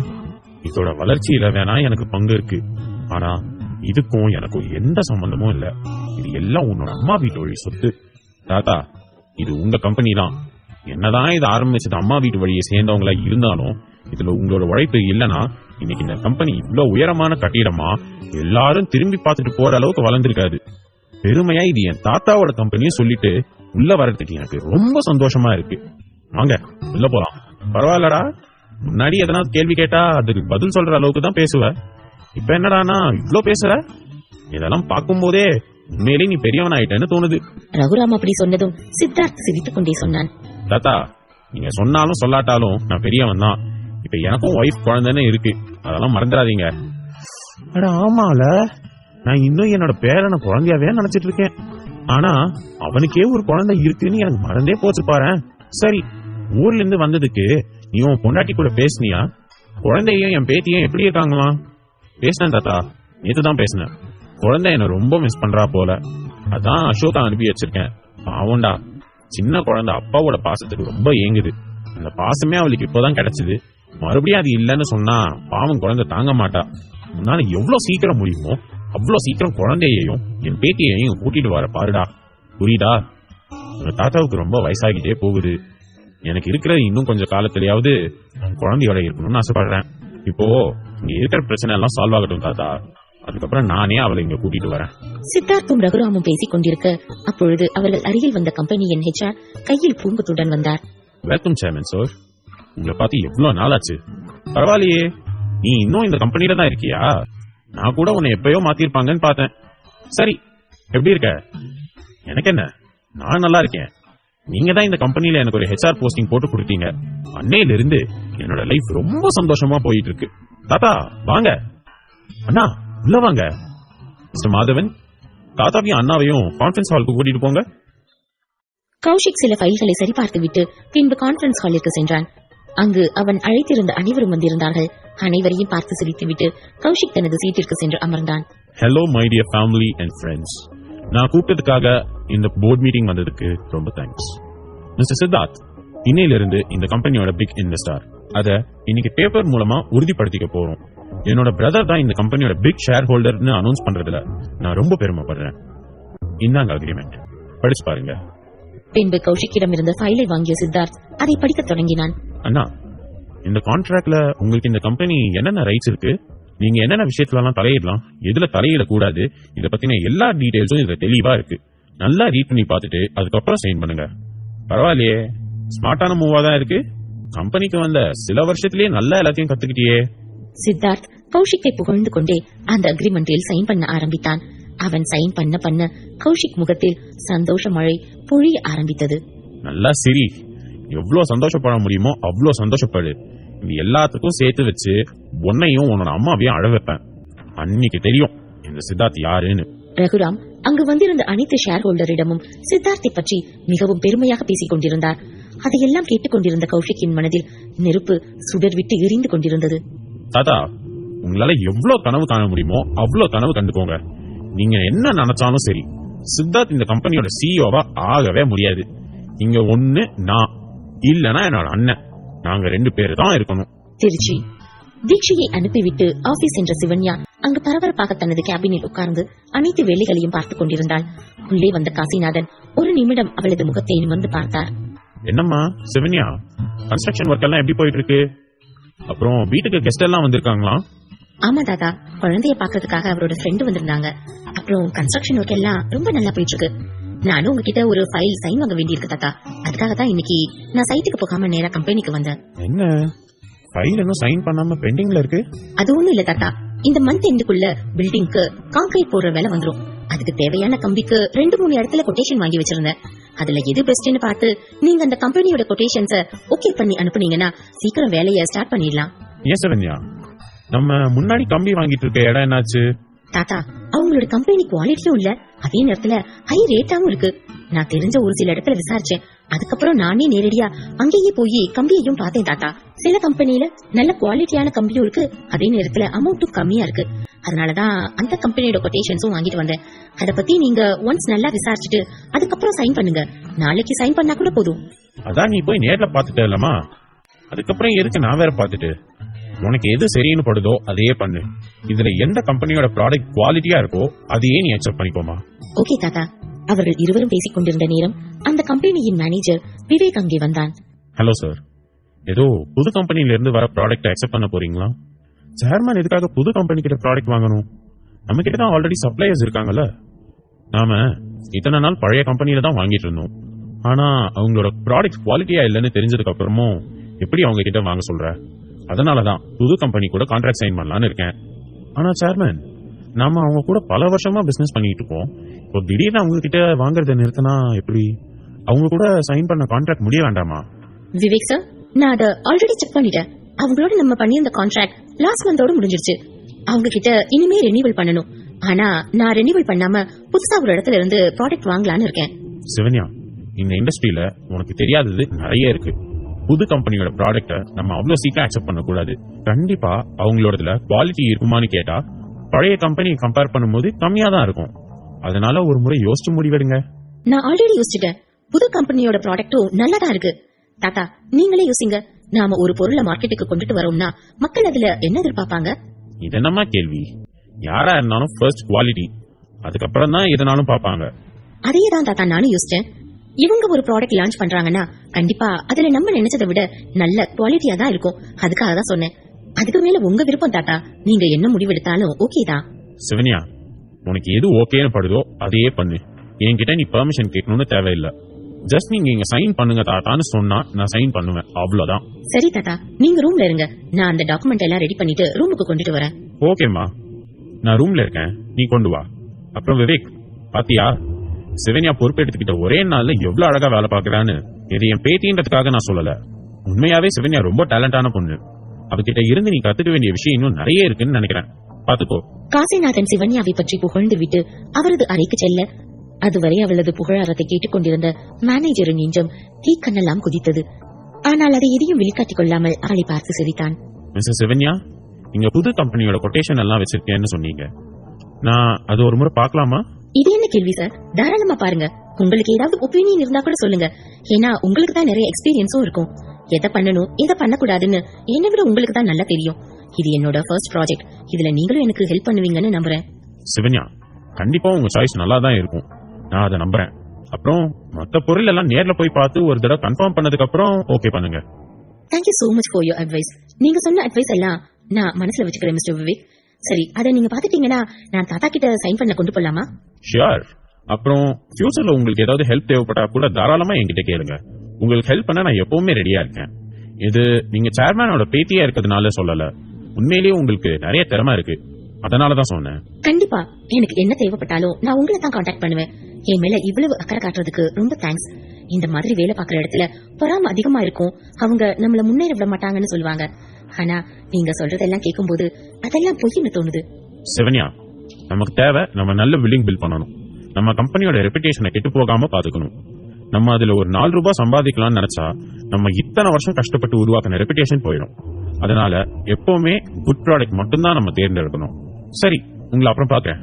பாய். Okay sir. சிவன்யாவிடம் பேசிவிட்டு விவேக் அங்கிருந்து செல்ல சிவன்யா அந்த பேப்பர்களை எடுத்துக்கொண்டு காசிநாதனிடம் கையெழுத்து வாங்க சென்றாள். தீக்ஷி ஸ்கூல் முடிந்து ஸ்கூலிற்கு வெளியில் நின்று கொண்டிருக்க அவள் அருகில் அவளது கிளாஸ் மேம் சென்று நின்று கொண்டிருந்தார். இல்ல மேம், உங்களுக்கு டைம் ஆச்சு, நீங்க கிளம்புங்க. என்னோட அங்கிள் இப்ப என்னைய கூப்பிட வந்துருவாரு, நான் அவர் கூட போய்க்கிறேன். தீக்ஷி, உன்னோட அங்கிள் வரட்டும், உன்னை அவர் கூட அனுப்பிட்டு அப்புறம் தான் நான் வீட்டுக்கு கிளம்புறேன். வெண்ணிலா மேம், ஒருவேளை என்னோட அங்கிள் வர லேட் ஆயிடுச்சுன்னா அப்புறம் நீங்க ஸ்கூல் பஸ்ஸ மிஸ் பண்ணிட்டீங்கன்னா அதுக்கப்புறம் நீங்க எப்படி வீட்டுக்கு போவீங்க? பரவாயில்லடா, நிறைய பஸ் இருக்குல்ல, நான் ஏதாவது கவர்மெண்ட் பஸ்ல கூட வீட்டுக்கு போயிடுவேன். என்ன பத்தி நீ கவலைப்பட வேண்டாம், ஓகேயா? அவர்கள் இருவரும் பேசிக் கொண்டிருப்பதை சற்று தூரத்தில் இருந்து கேட்டுக்கொண்டிருந்த கௌதம் மனதிற்குள் சிரித்தான். வெண்ணிலா, வெண்ணிலா, அழகான பெயர். உனக்கு ஏத்த மாதிரி பேர் தான் உன்னோட அப்பா அம்மா வச்சிருக்காங்க. வெண்ணிலா பெட்ஸ் கௌதம். அடடா, சொல்லும் போது எவ்வளவு அழகா இருக்கு. நாளைக்கு நம்ம கல்யாண இன்விடேஷன்ல இதை விட அழகா இருக்கும். தீச்சி, உன்கிட்ட நான் ஆஃப்டர்நூனே கேட்கணும்னு நினைச்சேன். இன்னைக்கு உன்னை பாக்குறதுக்கு உங்க ஃபேமிலில இருந்து யாராவது வந்தாங்களா? வெண்ணிலா அப்படி கேட்டதுமே தீக்ஷியின் முகத்தில் 1000 வாட்ஸ் பல்ப் எரிய ஆரம்பித்தது. ஆமா மேம், இன்னைக்கு என்ன பாக்குறதுக்கு எங்க சித்தப்பா வந்தாரு. அப்படின்னா அவர் உன்னோட சித்தப்பாவா? உன்னை பாக்குறதுக்காக இதுக்காக உங்க வீட்டுக்கு வராம ஸ்கூலுக்கு வந்தாரு. பரவாயில்லையே, என்ன பத்தின எண்ணம் கூட இருக்கு போலயே. அதனாலதான் என்ன பத்தி விடாம கேள்வி கேட்கறாங்க. அதுவா மேம், என்னோட டாடிக்கும் அவங்களுக்கும் ஏதோ ஃபைட்டா, அதனால அவங்க 2 பேரும் பேசிக்க மாட்டாங்களாம். அதான் சித்தப்பா என்ன தேடி ஸ்கூலுக்கே வந்திருக்காங்க. அப்படின்னா உன்னோட டாடி அவரோட தம்பி கூட பேச மாட்டாரா? ஆமா, அதனாலதான் சித்தப்பா இன்னைக்கு இங்க வந்து என் கூட பேசிட்டு போறாரு. அப்படியா? உண்மையிலேயே உனக்கு அவர்தான் உன்னோட சித்தப்பான்னு தெரியுமா? ஏன்னா இப்ப சின்ன குழந்தைங்க கிட்ட அப்படித்தான் நிறைய பேரு நான் உன்னோட ஃபேமிலின்னு சொல்லி வந்து பேசி குழந்தைங்களை நம்ப வச்சு அவங்கள ஏமாத்திடுறாங்களாம். அந்த மாதிரி இருக்கலாம்ல, அதனால அவர் கூப்பிட்டா நீ போக கூடாது, அவர் ஏதாவது கொடுத்தாலும் நீ வாங்க கூடாது, புரியுதா? ஆனா மேம், அவரு எங்க ஃபேமிலி போட்டோ காமிச்சாரு. அதுல என்னோட டாடி, அவங்க டாடி, என்னோட சித்தப்பா எல்லாரும் ஒன்னா இருந்தாங்களே. இங்க பாருடா குட்டிமா, இப்ப உள்ள டெக்னாலஜியை வச்சு போட்டோவை நாம என்ன வேணாலும் பண்ணலாம், யார் வேணாலும் ஏமாத்தலாம். அதனால எப்பவும் நாம தான் கேர்ஃபுல்லா இருக்கணும், சரியா? எனக்கு என்னவோ அந்த ஆளோட மொழியே சரியில்லாத மாதிரி தான் இருக்கு. Be careful. என்னோட மொழி சரியில்லையா? என்ன பார்த்தா உனக்கு என்ன திருட மாதிரியா தெரியுது? திருடி என்னைக்காவது தனியா மாட்டுவல, அப்போ இருக்கு. சின்ன குழந்தைகிட்ட என்ன பத்தி இப்படியா சொல்லிக் கொடுப்ப? தீக்ஷியும் அவரது கிளாஸ் மேமும் பேசிக் கொண்டிருக்க சற்று நேரத்தில் அசோக்கின் கார் ஹார்ன் எடுத்துக்கொண்டு அங்கே வந்தது. ஐ, அசோக் அங்கிளோட கார் வந்துருச்சு மேம். அதோ அசோக் அங்கிளோட கார், அவர்தான் என்னோட அசோக் அங்கிள். அப்படியா? சரி, கட்டாத. அவரு முதல்ல பக்கத்துல வரட்டும், அப்புறம் உனக்கு இன்னொன்னு சொல்றேன். உங்க வீட்டுல உள்ளவங்க கூப்பிட்டு இவர் நம்மளோட ரிலேட்டிவ் தான், இவரை நீ நம்பலான்னு சொன்னா மட்டும்தான் நம்பணும். மத்தபடி இந்த மாதிரி உன்கிட்ட ஃபேமிலிக்கு தெரியாம வந்து பேசுறவங்கள நம்ப கூடாது, புரியுதா? Okay ma'am. அவர்கள் இருவரும் பேசிக் கொண்டிருக்க அசோக்கின் கார் அவர்கள் முன்பு வந்து நின்றது. உன்னோட அங்கிள் வந்துட்டாரு, நீ வீட்டுக்கு கிளம்புறியா? நானும் வீட்டுக்கு போறேன். மேம், என்னாலதான் நீங்க ஸ்கூல் பஸ்ஸை விட்டுட்டீங்க. இப்போ நீங்க எனக்காக நடந்து போறது நினைச்சா எனக்கு ரொம்ப கவலையா இருக்கும். நீங்க வேணா என் கூட கார்ல வாங்களே, உங்களை என் அங்கிள் அப்படியே வீட்டுல டிராப் பண்ணிடுவாரு. என்னோட வீடு மெயின்ல தான் இருக்கு, பஸ் அடிக்கடி இருக்கு, நான் போயிட்டு வந்துச்சு. நீ வீட்டுக்கு கிளம்பு. இட்ஸ் ஓகே, நீங்க கார்லயே வாங்க. குழந்தைக்காக இவ்வளவு நேரம் நீங்க நிக்கிறீங்க, உங்களை அப்படியே விட்டுட்டு போனா நல்லா இருக்காது. நானே உங்களை வீட்டுல டிராப் பண்ணிடுறேன். ப்ளீஸ் கார்ல ஏறுங்க. பரவாயில்ல சார், உங்களுக்கு எதுக்கு சிரமம்? நான் பஸ்லயே போய்க்கிறேன். இதுல என்னங்க சிரமம் இருக்கு? உங்களை என்ன நானா சுமக்க போறேன்? கார் தாங்க சுமக்க போகுது. வாங்க. நீங்க என் தீட்சி குட்டியோட கிளாஸ் மாமா வேற போயிட்டீங்க. உங்களை அப்படியே விட்டுட்டு போனா இன்னைக்கு ஃபுல்லா குழந்தை வீட்டுல அதையே சொல்லி குழம்பிட்டு இருப்பா. ப்ளீஸ் வாங்க, நானே உங்களை டிராப் பண்ணிட்டு போறேன். அது என்னோட ஆளு, தயவு செஞ்சு அவர்கிட்ட வழிஞ்சிடாதீங்க. அவர் விட்டுட்டு போனா கூட நம்ம ஏதாவது சொல்லி எப்படியாவது பிக்கப் பண்ணிடலான்னு பார்த்தா விடாம இப்படி ஒத்த கால நிக்கிறாரே. வெண்ணிலா, தயவு செஞ்சு அவர் கூட போகாதடி. கௌதம் தனக்குள் வெண்ணிலாவிடம் பேசிக் கொண்டிருந்த அதே நேரம் அவள் சிரித்துக் கொண்டே அந்த காரில் ஏறி சென்றாள். ஷிட், போக மாட்டான்னு நினைச்சேன், போயிட்டாலே. சரி ஓகே, என்ன வேற யார் கூடயுமா போனா? நம்ம அண்ணன் கூட தானே, பாத்துக்கலாம். அசோக் அண்ணா கூட போறதுக்கு ஒத்துக்கிட்டாலே. ஒருவேளை அவளுக்கு அசோக் அண்ணாவை பிடிச்சிருந்தா ஒருவேளை அசோக் அண்ணாக்கு அவளை பிடிச்சிருந்தா நான் என்ன பண்ணுவேன்? கௌதம் வெண்ணிலா காரில் ஏறி சென்றதில் இருந்து உள்ளே என்ன நடக்கும், இருவரும் என்ன பேசிக் கொள்வார்கள் என்று ஏதேதோ கற்பனை செய்து தலையை பிய்த்துக் கொண்டு நின்றான். கௌதம் வெண்ணிலா போவதை பார்த்து நொந்துவிட்டு பின்பு ஹோட்டலில் இருக்கும் தனது அறைக்கு வந்தான். அப்பொழுது அவனது செல்போன் ஒலிக்க போனை எடுத்து பார்த்தவன் போனை அட்டன் செய்தான். ஹலோ, சொல்லுங்க மம்மி. சொல்லுங்க மம்மியா? டேய், நீ போய் எவ்வளவு நேரம் ஆச்சு? மம்மிக்கு ஒரு போன் பண்ணிருக்கியா? இது வரைக்கும் நான் தான் உனக்கு போன் பண்ணிருக்கேன். உனக்கு என்னோட ஞாபகம் வரவே இல்லையா? ஐயோ சாரி மம்மி, ஃப்ரெண்ட்ஸோட ரொம்ப நாள் கழிச்சு சேட் பண்ணிட்டு வந்ததுல மறந்தே போயிட்டேன் மீ. I'm really sorry. சொல்லுங்க, சாப்பிட்டீங்களா? என்ன பண்றீங்க? இதெல்லாம் நீயா போன் பண்ணி கேட்டிருந்தா சொல்லிருப்பேன். நான் தான் போன் பண்ணி கேட்கணுமா? ஏண்டா, நான் போகும்போதே படிச்சு சொன்னேன்ல, எல்லாத்துக்கும் சரிமா சரிமான்னு தலையாட்டிட்டு இப்படி ஓ இஷ்டத்துக்கு பண்ணா என்ன அர்த்தம்? ஐயோ mummy, sorry, I'm really sorry. நான் இந்த மாதிரி செஞ்சிருக்க கூடாதுதான். மீட் ஆனது உங்களுக்கு சொல்லி இருக்கணும். நெக்ஸ்ட் டைம் இந்த மாதிரி தப்பு நடக்காது. என்ன மன்னிச்சிடுங்க. இப்படியே ஏதாவது பேசி என்ன தாஜா பண்ணிடு. நீ இருக்கியே சரியான ஆள்டா. சரி, இப்ப நான் உனக்கு எதுக்கு கால் பண்ணேன் தெரியுமா? சொல்லுங்க மீ. காரணம் இல்லாம போன் பண்ண மாட்டீங்களே, எதுக்கு போன் பண்ணீங்க? இன்னைக்கு சித்தார்த்த கௌஷிக் ஆபீஸ்க்கு கூட்டிட்டு போனா. ஏதோ அக்ரிமெண்ட் போடணுமா, அதனால காலையிலேயே போனாங்க. என்னம்மா சொல்றீங்க? நிஜமாவா? சித்தார்த் அண்ணா இன்னைக்கு ஆபீஸ் போனாரா? ஐயோ, இத பாக்க நான் இல்லையே. இத பாக்க எத்தனை நாள் நான் ஏங்கிட்டு இருந்தேன் தெரியுமா? அவன் ஆபீஸ்க்கு போகணும்னு நீ ஏங்கிட்டு இருந்தியா? கௌதம், உண்மையிலே உனக்கு மூளை இருக்கா இல்லையா? மம்மி, நான் நல்ல மூட்ல இருக்கேன். தயவு செஞ்சு ஏதோ சொல்லி ஸ்பாயில் பண்ணிடாதீங்க. இப்ப நீங்க என்னத்துக்கு போன் பண்ணீங்க? உடனே கோவப்படாத. இதுக்காகவும் தான் கால் பண்ணேன். அப்புறம் இன்னொன்னு சொல்றதுக்கு தான் கால் பண்ணேன். ஆனா அதை நீ எப்படி எடுத்துப்பன்னு தெரியல. அதான் யோசிச்சுட்டு இருக்கேன். அப்புறம் எதுக்கு யோசிச்சுட்டு இருக்கீங்க? சொல்லுங்க, என்ன விஷயம்? அது ஒண்ணும் இல்லடா, வயசாகிட்டே போகுது. உனக்கு அப்புறம் தம்பி ஒருத்தா இருக்கான். உனக்கு ஒரு கல்யாணத்தை பண்ணாதான் அவனுக்கும் பண்ண முடியும். அதான் உனக்கு கல்யாணம் பண்ணலாமான்னு நானும் டேடியும் பேசிட்டு இருந்தோம். எனக்கு கல்யாணம் பண்ண போறீங்களா? மம்மி, அதுக்குள்ள எதுக்கு இத பத்தி எல்லாம் பேசுறீங்க? இப்ப என்னோட கல்யாணத்துக்கு என்ன அவசரம்? டேய், உனக்கு வயசாகுதுடா. காலகாலத்துல உன்னையும் செட்டில் பண்ணி விடணும்ல. எத்தனை நாளைக்கு உன்னை இப்படியே தனியா சுத்த விடுறது? உனக்குன்னு ஒருத்தி வந்தானா அவளாவது வந்து உன்னை கொஞ்சம் கண்ட்ரோல் பண்ணுவால. என்னோட ஃப்ரெண்ட் ஒருத்திய மீட் பண்ணேன். அவ பொண்ணு இந்த வருஷம் தான் படிப்பை முடிச்சாலும் ரொம்ப அழகா இருந்தா. என்கிட்ட கூட அன்பா பேசினா. பேசாம உனக்கு அவளை கல்யாணம் பண்ணி வச்சிடலாமான்னு இருக்கேன். கல்யாணம் பண்ணிக்கணுமா? மம்மி, பார்த்த உடனே கல்யாணம் பேசியிருக்கீங்க. அதெல்லாம் முடியாது. நான் அப்படியெல்லாம் யாரையும் கல்யாணம் பண்ணிக்க மாட்டேன். எனக்கு பிடிச்ச பொண்ணதான் நான் கல்யாணம் பண்ணிப்பேன். இது பிடிச்ச பொண்ணா? அப்படின்னா ஏற்கனவே நீ ஏதாவது பொண்ணை பார்த்து வச்சிருக்கியா? டேய் கௌதம், நீ அந்த பொண்ணை லவ் பண்றியா? அம்மா என்ன இப்படி பொசுக்குன்னு கேள்வி கேட்டுட்டாங்க. இப்ப நம்ம அவங்க கிட்ட என்ன சொல்றது? இப்பதான் ஒரு பொண்ணை பார்த்தேன், பிடிச்சிருக்கு. அவளை பிடிச்சிருக்கு, கல்யாணம் பண்ணி வைங்கன்னு சொன்னா மம்மி அதை முட்டாள்தனம்னு சொல்லுவாங்க.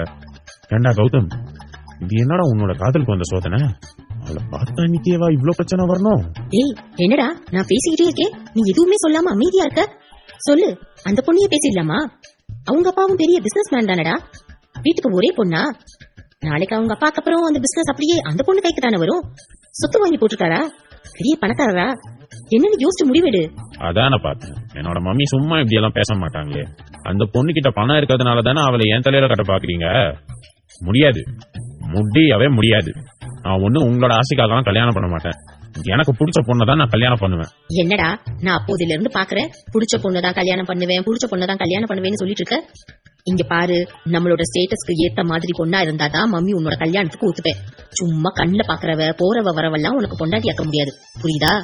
மம்மி, பணம் அதுதான் நம்ம கிட்ட ஏற்கனவே இருக்கே. அப்புறம் எதுக்கு இன்னும் பணத்தை எதிர்பார்க்கறீங்க? எனக்கு மனசுதான் முக்கியம். எனக்கு பிடிச்ச பொண்ணை கல்யாணம் பண்ணாதான் மம்மி நான் லைஃப்ல சந்தோஷமா இருக்க முடியும். பணம் வச்சிருக்க பொண்ணை கல்யாணம் பண்ணி என்ன ஆக போகுது? நான் என்ன பணத்தோட குடும்பம் நடத்த போறேன்? நீ எப்பவுமே நார்மலாவே பேச மாட்டியா? எதுக்காக இப்ப லூச மாதிரி திங்க் பண்ணிட்டு இருக்க? நம்மளோட ஃபேமிலி எவ்வளவு பெரிய ஃபேமிலின்னு தெரியும் தானே? சென்னையில உள்ள மொத்த பேரோட கண்ணும் நம்ம மேலதான் இருக்கும். நம்ம குடும்பத்துல ஏதாவது ஒரு கல்யாணம் நடந்தா அதுதான்டா சென்னையிலேயே ரொம்ப பெரிய கிராண்டான ஃபங்க்ஷன். வேந்தன் ஃபேமிலிக்கு வரப்போற மருமக யாரு, எப்பேற்பட்டவ, அவளோட பேக்ரவுண்ட் என்ன, இப்படி எல்லாத்தையும் இந்த சொசைட்டி பார்க்கும். அவங்களுக்கு முன்னாடி ஒண்ணுமே இல்லாம யாரையாவது கொண்டு நிறுத்தினா அதை விட அசிங்கம் நமக்கு எதுவுமே கிடையாதுடா. இப்ப இருக்கிற நிலைமைக்கு நமக்கு அவளோட பேரை தவிர வேற எதுவும் தெரியாது. நாம அவளை சொல்லி அவளை ஏதோ சிக்கல்ல சிக்க வச்சுட்டா என்ன பண்றது? நான் பேசிக்கிட்டே இருக்கேன், எதுவுமே சொல்லாம அமைதியா நிக்கிற. இங்க பாரு கௌதம், நீ இது வரைக்கும் நாங்க சொல்ற எல்லா விஷயத்திலயும் அடம் பிடிச்சு உனக்கு என்ன தோணுதோ அதை தான் செஞ்சிருக்க. அதனால உன் கல்யாண வாழ்க்கையிலேயாச்சும் நமக்கு தகுந்த மாதிரி பொண்ணா பாருடா. என்னோட வாழ்க்கைய பத்தி அப்புறம் யோசிக்கலாம். நீங்க என்னைக்காவது சித்தார்த் அண்ணாவை பத்தி யோசிச்சிருக்கீங்களா? அவருக்கு குடும்பம் வேண்டாமா? அவர் வாழ்க்கையிலயும் ஒரு பொண்ணு வந்தா தானம்மா அவரும் சந்தோஷமா இருப்பாரு. இங்க பாரு கௌதம், நான் என்னோட பிள்ளைகளை பத்தி மட்டும்தான் கவலைப்பட முடியும். இங்க இருக்கிற எல்லார பத்தியும் நான் கவலைப்பட முடியாது. அவனை பத்தி கவலைப்பட 1000 பேர் இருக்காங்க. ஆனா உன்னை பத்தி கவலைப்பட நானும் டாடியும் தானே இருக்கோம். நீ சித்தார்த்த பத்தி யோசிக்கிறத விட்டுட்டு ஒழுங்கு மரியாதையா கல்யாணம் பண்ணிக்கிறத பத்தி யோசி. ஆனா மம்மி, சித்தார்த் அண்ணாக்கும் கல்யாணம் பண்ணி தானே ஆகணும். யாரு சொன்னா கல்யாணம் பண்ணி ஆகணும்னு? அப்படி எந்த கட்டாயமும் கிடையாது. அவனை நான் கல்யாணம் பண்ணவும் விட மாட்டேன். நாளைக்கு அவனுக்கு கல்யாணம் பண்ணி அவனுக்குன்னு ஒரு வாரிசு வரும். அப்புறம் மொத்த சொத்தையும் அந்த குழந்தை கொண்டுட்டு போயிடும். அதனால நான் உயிரோட இருக்கிற வரைக்கும் சித்தார்த்துக்கு கல்யாணம் கிடையாது. வசுந்தராவின் அந்த முகத்தை பார்த்த கௌதம் அதிர்ந்தான். வசுந்தரா எவ்வளவு கேவலமானவர் என்பதை உணர்ந்த கௌதமிற்கு இதயம் ரணமாக வலித்தது. எனக்கு தெரியும் உங்களுக்கு சித்தார்த்த நம்ம பிடிக்காதுன்னு. ஆனா அதுக்காக உங்களுக்குள்ள இவ்வளவு ஒரு கொடூரமான எண்ணமா? அவர் நல்லா இருக்கணும்னு நினைக்கணும் மம்மி. அதை விட்டுட்டு சொத்துக்காக அவருக்கு கல்யாணமே ஆகக்கூடாதுன்னு நினைக்கிறதெல்லாம் எவ்வளவு பெரிய பாவம் தெரியுமா? கௌதம், இங்க நீ சொல்ற மாதிரி இறக்கம் பாவம் எல்லாம் பார்த்தோம்னா நம்மள கீழே படுக்க போட்டு அவங்க ஏறி மிதிச்சுட்டு போயிடுவாங்க.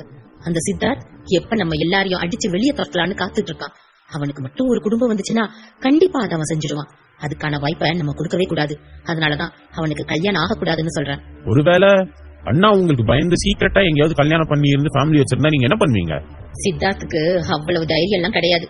இருந்தாலும் அவன் அந்த மாதிரி பண்ணினா கண்டிப்பா அந்த பொண்ண நான் நம்ம வீட்டுக்குள்ள வர விடவே மாட்டேன். அந்த குழந்தைய நம்ம ஹைரா ஏத்துக்கவே மாட்டேன். மம்மி இருக்கிற மனநிலைமையில நம்ம மட்டும் ஏதாவது வாய் விட்டோம், அதுக்கப்புறம் அவ்வளவுதான். தேடி போய் அவங்க உண்டு இல்லைன்னு பண்ணாலும் பண்ணிடுவாங்க. இப்போதைக்கு இவங்க கிட்ட நம்ம இதை பத்தி பேசாம அமைதியா இருந்துருவோம். டேய், நான் இப்போ உன்னை பத்தி தானே யோசிச்சேன். நீ எதுக்கு தேவையில்லாம அந்த சித்தார்த்த பத்தி பேசி என்னோட மைண்ட் ஸ்பாயில் பண்ற? நான் சொன்னதுக்கு இப்ப நீ எனக்கு என்ன சொல்ற? பொண்ணு வீட்டுல ஓகே சொல்லிடவா? உன்னோட போட்டோவை அவங்களுக்கு வாட்ஸ்அப்ல அனுப்பி வைக்கவா? இங்க பாருங்க மம்மி, நான் என்ஜாய் பண்றதுக்காக தான் இங்க வந்திருக்கேன். தேவையில்லாம என்கிட்ட போன் பண்ணி பேசி என் மூட ஸ்பாயில் பண்ணாதீங்க. அப்புறம் இன்னொரு விஷயம், இந்த மாதிரி எனக்கு கல்யாணம் பேசணும் அது இதுன்னு ஏதாவது முடிவெடுத்தீங்கன்னா நான் இப்படியே இங்கேயே ஏதாவது கண்காணாத மலை காடுன்னு போயிடுவேன், பாத்துக்கோங்க. கௌதம், டேய், உனக்கு என்ன பைத்தியம் அட பிடிச்சிருக்கு? அவன் இந்த மாதிரி அழகான லைஃப் கிடைக்காதா? இந்த மாதிரி லக்ஸூரியஸான சாப்பாடு சாப்பிட மாட்டாமான்னு ஏங்கிக்கிட்டு இருக்கான். நீ என்னடானா எல்லாத்தையும் விட்டுட்டு இப்படி காட்டுக்கு போறேன் மலைக்கு போறேன்னு சொல்ற? மம்மி, நான் தான் ஏற்கனவே உங்ககிட்ட சொல்லிட்டு இருக்கேன்ல, நீங்க எல்லாம் திங்க் பண்ற மாதிரி நான் கிடையாது. அது என்னோட தப்பும் கிடையாது. நான் பொதுவா நார்மலா பேசுறேன். உண்மையான மனுஷன் எப்படி வாழ்வாங்களோ அந்த மாதிரி தான் நானும் வாழ ஆசைப்படுறேன்.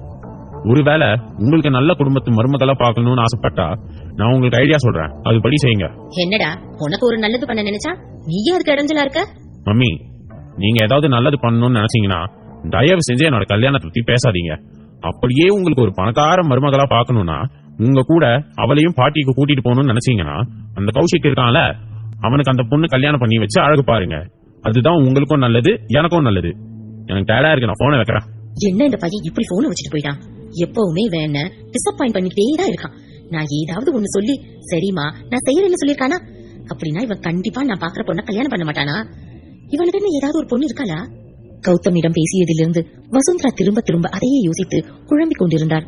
அப்பொழுது அங்கே வந்த ஸ்ரீராம் அவரது முகத்தில் குழப்பத்தை பார்த்தார். என்னாச்சு வசுந்தரா, ஏன் ஒரு மாதிரி இருக்க? நான் வரும்போது யார்கிட்ட போன் பேசிட்டு இருந்த? கௌதம் தாங்க போன் பண்ணிருந்தான்.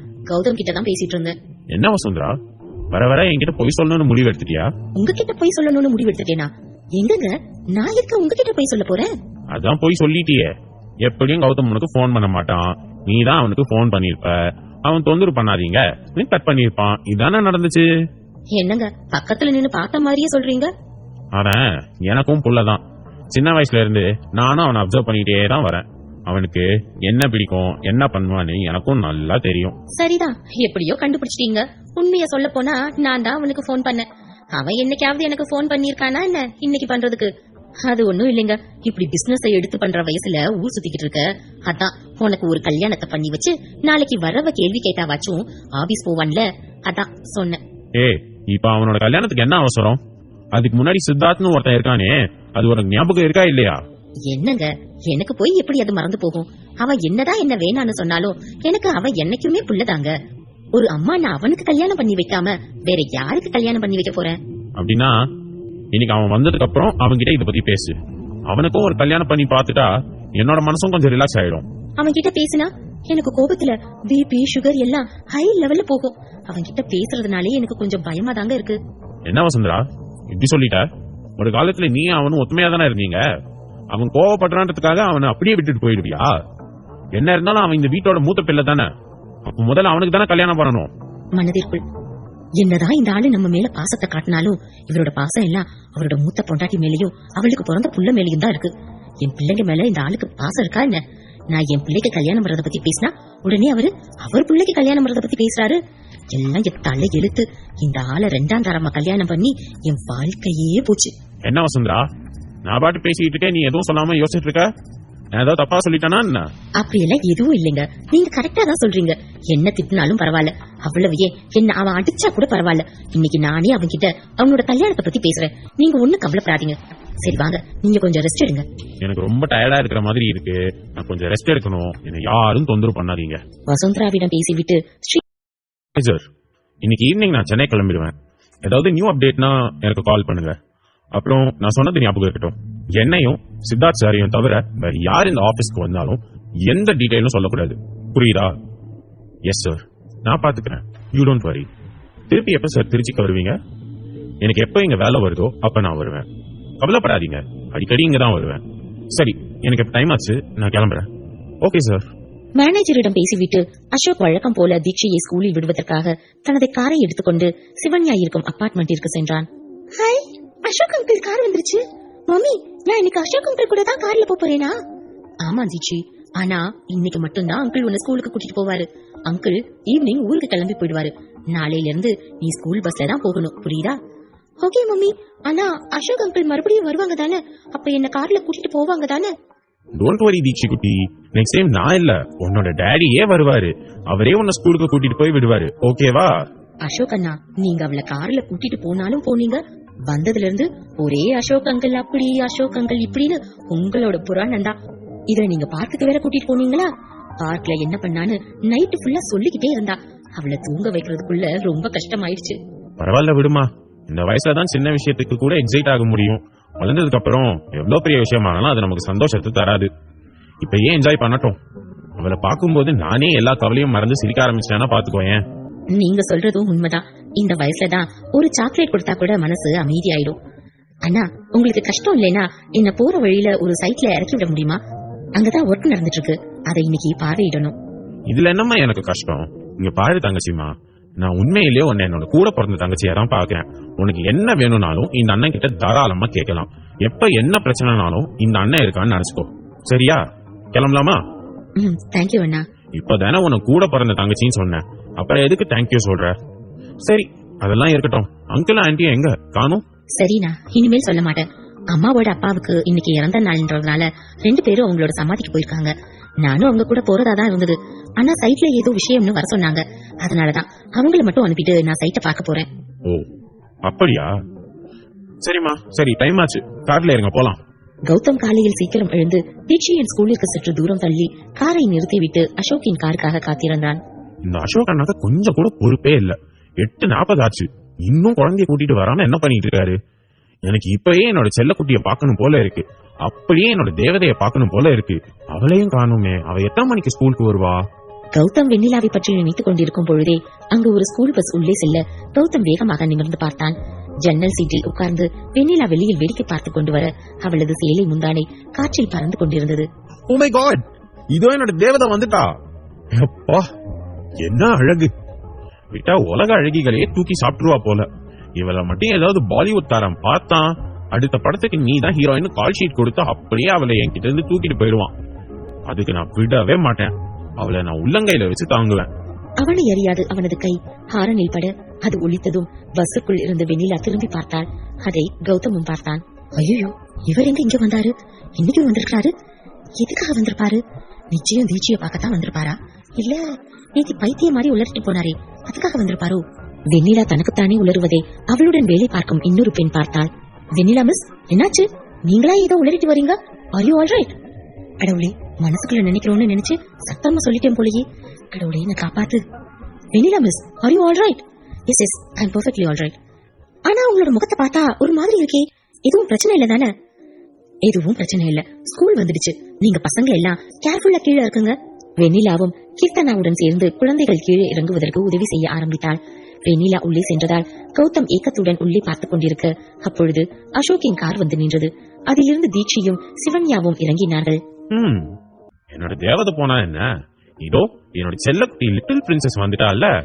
இன்னைக்கு என்ன காரணம் சொல்லி ஸ்கூலுக்குள்ள போறதுன்னு தெரியலையே. அசோக் அண்ணா பக்கத்துல நிக்கிறது அண்ணியா? ஓ மை காட், சும்மா சொல்லக்கூடாது. அண்ணியும் செம்ம அழகா தான் இருக்காங்க. அதனாலதான் சித்தார்த் அண்ணா டக்குன்னு அண்ணிய கல்யாணம் பண்ணிட்டாரு. தீக்ஷி குட்டி, மம்மி எப்பவும் சொல்றதுதான், தெரியாதவங்க யார் கூடயும் பேசக்கூடாது. அப்புறம் ஈவினிங் அசோக் அங்கிள் உன்னை பிக்கப் பண்ண வரமாட்டாரு. அங்கிள் ஊருக்கு போறாருல, அப்புறம் ஈவினிங் ஸ்கூல் பஸ்லயே நம்ம வீட்டுக்கு போயிடு. ஓகேவா? ஓகே மம்மி, நீங்க சொன்ன மாதிரியே நான் நடந்துக்கிறேன். ஈவினிங் ஸ்கூல் பஸ்லயே வந்துடுறேன். நீங்க கேர்ஃபுல்லா போங்க மம்மி. அச்சோ என்னோட சமத்து குட்டி, இந்த வயசுல மம்மிய பத்தி எவ்வளவு கவலைப்படுற. மம்மி என்ன கேர்ஃபுல்லா பாத்துக்க. நீ பத்திரமா இருடா செல்லும். சரி மம்மி கிளம்பட்டா? பாய். Bye mummy. பாய் அசோக் அங்கிள். பாய்டா குட்டி. தங்கச்சிமா கிளம்பலாமா? கிளம்பலாண்ணா. இன்னைக்கு அண்ணியும் கிளம்பி வந்திருக்காங்க. ஒருவேளை எங்கேயோ ஒர்க் பண்றாங்களோ? அதையும் தெரிஞ்சுக்கணுமே. நம்ம குட்டிமாவை அப்புறம் வந்து பாக்கலாம். அதெல்லாம் அண்ணி எங்க போறாங்கன்னு பாக்கலாம்.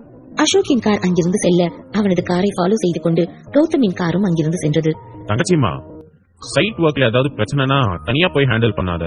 உனக்கு ஏதாவது ஹெல்ப் வேணும்னா என்கிட்ட கேளு, ஓகேவா? அந்த அளவுக்கு பெரிய பிரச்சனை எல்லாம் ஒண்ணும் இல்லனா. அங்க ஏதோ சண்டையா, அதனாலதான் அங்க போயிட்டு இருக்கேன். ஏதாவது பிரச்சனைனா உங்ககிட்ட சொல்லாம வேற யார்கிட்ட சொல்ல போறேன்? Very good. இப்பதான் நீ என் தங்கச்சி மாதிரி பேசுற. அண்ணா அண்ணா, அந்த செகண்ட் பில்டிங் தெரியுதுல, அதுதான் என்னோட சைட். அங்க நிறுத்துங்க, நான் இறங்கிக்கிறேன். ஓகேமா, என்னால உன்னை பார்க்க முடியுமான்னு தெரியல. சப்போஸ் டைம் இருந்தா வரேன், இல்லன்னா கால் பண்றேன். ஓகேவா? ஓகேண்ணா. அப்புறம் ப்ளீஸ் எனக்காக அவரை கொஞ்சம் பத்திரமா பாத்துக்கோங்க. ஏற்கனவே அவர் என்னால நிறைய சஃபர் ஆயிருக்காரு. என்னாலதான் அதிதி அக்கா கிட்ட அவர் மாட்டிக்கிட்டாரு. அப்புறம் அதனாலதான் அவர் ஜெயிலுக்கும் போனாரு. இந்த மாதிரி அவரோட லைஃப்ல பெரிய சூறாவளியாவே நான் தான் இருந்திருக்கேன். நான் சஃபர் ஆனேன்னு நினைச்சேனே தவிர என்னால அவரு எவ்வளவு சஃபர் ஆயிருக்காருன்னு நான் இதுவரை ரியலைஸ் பண்ணல. இப்பதான் தோணுது. ப்ளீஸ் அவரை பத்திரமா பாத்துக்கோங்க. தங்கச்சிமா, நீ கவலையே படாத. அதெல்லாம் சித்தார்த்த நான் பத்திரமா பாத்துப்பேன். நான் என்னமா பாத்துக்கிறது? அந்த ஃபேமிலிக்குள்ள போயிட்டா அவனோட தாத்தா ஒருத்தரே போதும். நீ பத்திரமா இரு. அவனோட ஒரே கவலையெல்லாம் உன்னையும் குழந்தையும் பிரிஞ்சிருக்கிறது தான். எவ்வளவு சீக்கிரம் அவனோட வேலையை முடிக்கிறானோ அவ்வளவு சீக்கிரம் அவன் உன்கிட்ட வந்துருவான். ஓகே அண்ணா. சிவன்யா அப்படி சொல்லும் பொழுதே அவரது கண்களில் கண்ணீர் வீட்டி பார்த்தது. இப்பதானே சொன்னேன் நீ ஹாப்பியா இருக்கணும்னு. இப்பவே அழுதா எப்படி? முதல்ல கண்ணத்தோட. இல்லனா நான் அழல. சரி நீங்க கிளம்புங்க. அசோக்கிடம் பேசிவிட்டு காரில் இருந்து இறங்கியவள் கன்ஸ்ட்ரக்ஷன் ஒர்க் நடந்து கொண்டிருக்கும் இடத்திற்கு சென்றாள். என்ன அண்ணி இதுக்குள்ள போறாங்க? அப்படின்னா இந்த ஒர்க்க அண்ணி தான் பாக்குறாங்களா? பரவாயில்லையே, நம்ம அண்ணியும் ஒரு பிசினஸ் மேக்னெட்டா தான் இருப்பாங்க போல. அண்ணி எப்படி கேரக்டர்னு தெரிஞ்சாதான் நாம அவங்க கிட்ட போய் பேச முடியும். சிவன்யா உள்ளே செல்ல அவளுக்கு பின்னால் கௌதமும் சென்றான். சிவன்யாவை பார்த்ததும் அங்கு நின்று கொண்டிருந்த அனைவரும் சிவன்யாவை நோக்கி வந்தார்கள். என்னாச்சு? இங்க என்ன பிரச்சனை போயிட்டு இருக்கு? ஏன் யாரும் இன்னைக்கு வேலை பார்க்க மாட்டேன்னு சொன்னீங்க? மேடம், வேலை பார்க்க மாட்டோம்னா சொல்லல. இதுவரை அந்த மேஸ்திரி எங்களுக்கு பணமே தரல. பணமே வாங்காம நாங்க எப்படி வேலை பார்க்க முடியும்? என்ன, நீங்க வேலை பார்த்ததுக்கு இன்னும் உங்களுக்கு பணம் கொடுக்கலையா? ஆனா நான் கான்ட்ராக்டர் கிட்ட பேசி பணம் கொடுத்தேனே. மேஸ்திரி, இவங்க சொல்றது உண்மையா? இவங்க யாருக்கும் நீங்க பணம் கொடுக்கலையா? மேடம், அப்படியெல்லாம் எதுவும் இல்ல மேடம். அவங்க வேலையை முடிச்சதுக்கு அப்புறம் மொத்தமா கொடுக்கலான்னு தான். அதுக்குள்ளே அவங்க அவசரப்பட்டு வேலை பார்க்க மாட்டேன்னு சண்டை போடுறாங்க. நான் என்ன மேடம் செய்ய முடியும்? வேலை முடிஞ்சதுக்கு அப்புறம் மொத்தமா பணம் கொடுக்கறேன்னு சொன்னீங்களா? இங்க பாருங்க மேஸ்திரி, நீங்க பேசுறது உங்களுக்கே நியாயமாப்படுதா? இங்க வேலைக்கு வரவங்க யாரும் பேங்க்ல டெபாசிட் பண்ணி வச்சுட்டு வேலைக்கு வரவங்க இல்ல. அன்னன்னைக்கு சாப்பாட்டுக்கு சம்பாதிக்கிறதுக்காக வரவங்க. நீங்க அன்னன்னைக்கு கொடுக்கற சம்பளத்தை வச்சுதான் அவங்க வீட்டுல அடுப்பே எரியும். அந்த நிலைமையில இருக்கிறவங்க சம்பளத்தை வச்சு எதுக்கு நீங்க விளையாடிட்டு இருக்கீங்க? பரவாயில்லையே, நம்ம அண்ணி பயங்கர பாயிண்டா தான் பேசுறாங்க. சித்தார்த் அண்ணாக்கு ஏத்த ஜோடி தான். அவங்க சம்பளத்தை வச்சு நான் ஒன்னும் விளையாடல மேடம். அவங்களுக்கு காசு கொடுத்தா அதுக்கப்புறம் வேலைக்கு வர மாட்டாங்க. அதனாலதான் மேடம் கொடுக்கல. இங்க பாருங்க, வேலைக்கு வர்றதும் வராததும் அவங்க உங்க விருப்பம். அவங்களுக்கு இஷ்டம்னா தான் எந்த சைட்டுக்கும் வேலைக்கு போவாங்க, இல்லைன்னா வீட்டுல தான் இருப்பாங்க. உங்களோட வேலை என்னன்னா அவங்க அன்னைக்கு பார்த்த வேலைக்கான கூலியை கொடுக்கறதுதான்.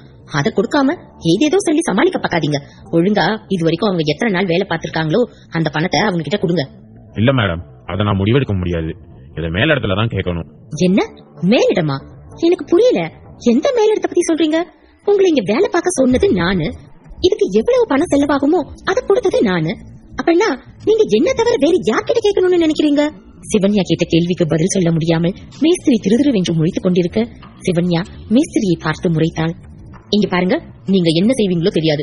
இன்னும் 1 மணி நேரத்துல இவங்களுக்கு சேர வேண்டிய பணம் அவங்களுக்கு சேர்ந்தாகணும்.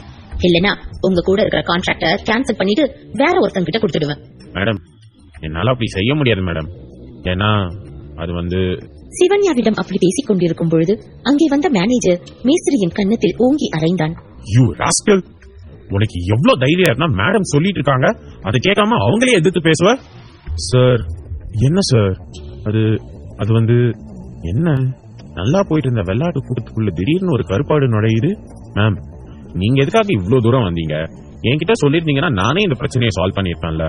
நீங்க கிளம்புங்க மேடம், நான் பாத்துக்கிறேன். மேனேஜர், இன்னைக்கு ஆபீஸ் ஸ்டாஃப்ஸ்க்கெல்லாம் ஏதோ மீட்டிங் இருக்குன்னு தாத்தா சொன்னாங்களே, நீங்க மீட்டிங் அட்டெண்ட் பண்ணாம இங்க என்ன பண்றீங்க? அது ஒண்ணும் இல்ல மேடம், இங்க ஏதோ இஷ்யூன்னு ஆபீஸ்ல பேசிக்கிட்டாங்க. அதான் நீங்க ஒரு ஆளா எப்படி ஹேண்டில் பண்ணுவீங்கன்னு உங்களுக்கு ஹெல்ப் பண்ணதான் நான் வந்தேன். நீங்க கிளம்புங்க மேம், இந்த ப்ராப்ளத்தை நான் பாத்துக்கிறேன். இந்த இஷ்யூவை பத்தி அதுக்குள்ள எப்படி ஆபீஸ்க்கு தெரிஞ்சது? நான் ஈவினிங் தாத்தா கிட்ட கூட இத பத்தி சொல்லலையே. உங்களுக்கு யார் சொன்னா? சிவன்யா அப்படி கேட்டதும் மேனேஜரும் மேஸ்திரியும் ஒருவர் முகத்தை ஒருவர் பார்த்துக் கொண்டு நின்றார்கள். அதை சிவன்யா கவனிக்கவில்லை, ஆனால் கௌதம் கவனித்திருந்தான். என்ன கருப்பாடு வெள்ளாட்டுக்கு சிக்னல் கொடுக்குது, ஏதோ தப்பா இருக்கே. கௌதம், ஐ திங்க் உன்னோட அண்ணிக்கு இப்போ உன்னோட உதவி தேவைன்னு நினைக்கிறேன். சரி சரி, இப்போ இதெல்லாம் கேக்குறதுக்கு எனக்கு நேரம் இல்ல. இன்னைக்கு ஒரு நாள் வேலையை நிறுத்தினாலும் எவ்வளவு லாஸ் ஆகும் தெரியுமா?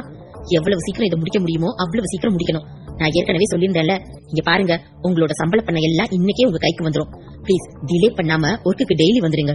மேடம், நாங்களே அன்னாட காய்ச்சிங்க. இந்த வேலைக்கு வந்தாதான் எங்க பிள்ளைங்க வீட்டுல சாப்பிட முடியும். நாங்க எப்படி மேடம் வேலைக்கு வராம இருக்கும்? தயவு செஞ்சு அன்னைக்கு எங்களோட சம்பளத்தை மட்டும் நீங்க வாங்கி கொடுத்துருங்க மேடம். இங்க பாருங்க, உங்களோட சம்பளம் எல்லாம் மேஸ்திரி இன்னைக்கே தந்துருவாரு. சும்மா பிரச்சனை பண்ணாம எல்லாரும் போய் அவங்க வேலையை பாருங்க. இங்க பாருங்க, உங்களுக்கு ஏதாவது பிரச்சனைனா நீங்க என்கிட்ட சொல்லுங்க. இனி உங்களுக்கு எந்த பிரச்சனையும் வராம நான் பாத்துக்கிறேன். ப்ளீஸ் இப்ப போய் எல்லாரும் வேலையை பாருங்க.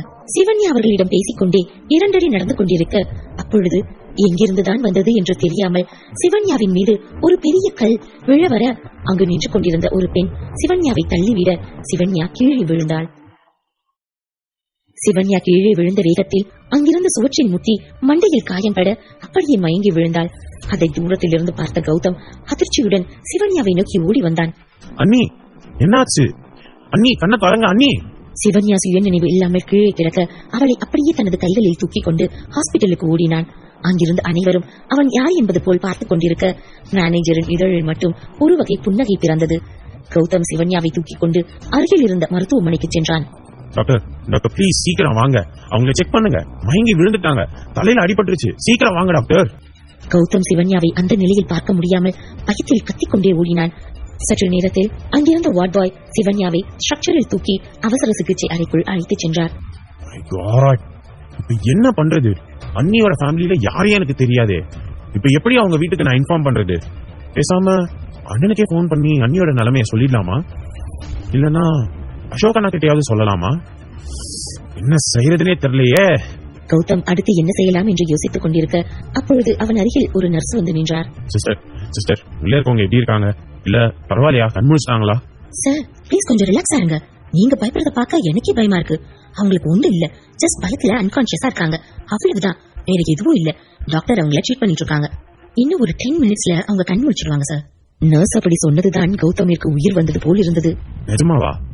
அவங்களுக்கு ஒன்னும் ஆகல தானே? அவங்க நல்லா தானே இருக்காங்க? நான் ரொம்ப பயந்து போயிட்டேன். Thank you so much sister.